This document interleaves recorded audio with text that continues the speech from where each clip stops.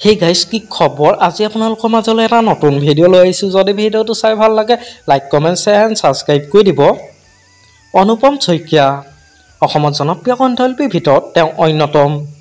কাজিৰঙা বৰধুনীয়া নামৰ গীতটোৱে জনপ্ৰিয়তা অৰ্জন কৰা অনুপম শইকীয়া পৰিয়ালত কোন কোন আছে তেখেতৰ জন্ম ক'ত সবিশেষ জানিব পাৰিব আজি এই ভিডিওটোৰ জৰিয়তে গতিকে ভিডিওটো শেষলৈকে চাই থাকিব বলকচোন ভিডিওটো দেৰি নকৰি আৰম্ভ কৰোঁ কিন্তু বৰ্তমান সময়ত এটা চৰ্চিত বিষয় হৈ পৰিছে যে অনুপম শইকীয়া বৰ্তমান নৱপ্ৰজন্মৰ মাজত জনপ্ৰিয়তা হেৰাই গৈছে নেকি জনপ্ৰিয় কণ্ঠশিল্পী অনুপম শইকীয়া জন্ম হৈছিল 20 ডিসেম্বৰ তাৰিখে বিশ্বনাথ চাৰিআলি মধুপুৰত তেখেতৰ দেউতাকৰ নাম হ'ল ঘন শইকীয়া আৰু মাতৃৰ নাম হ'ল ভানু শইকীয়া তেখেতৰ শিক্ষাগত অৰ্হতা হ'ল তেওঁ লখিমপুৰ আদৰ্শ বিদ্যাপীঠ প্ৰাথমিক বিদ্যালয়ৰ পৰা স্কুলীয়া জীৱন আৰম্ভ কৰিছিল হাই স্কুল পঢ়িছিল বিশ্বনাথ চাৰিআলিত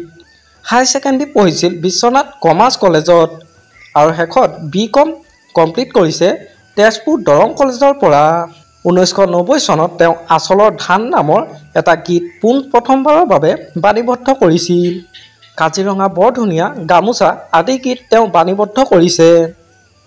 তেখেতৰ পৰিয়ালত এগৰাকী মৰম লগা কন্যা সন্তান আছে তাইৰ নাম হ'ল কৃষ্ণাংগী আৰু এজন পুত্ৰ আছে তেওঁৰ নামটো হৈছে আয়ুষ অনুপম আৰু তেখেতৰ পত্নীগৰাকীৰ নাম হৈছে ৰিকি ঠাকুৰীয়া আপোনালোকে বাৰু অনুপম শইকীয়া গীত শুনি কেনেকুৱা পায় মোক এটা কমেণ্ট কৰি জনাবচোন